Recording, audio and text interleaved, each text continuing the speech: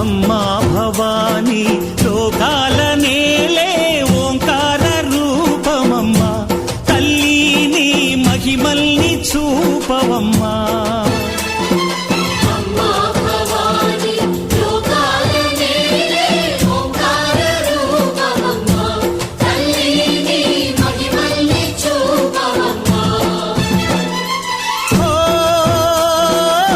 సృష్టికే దీపమా, శక్తికే మూలమా, సింహరథమే నీదమ్మా. అమ్మ దుర్గమ్మ భక్తులను దీవించుమా.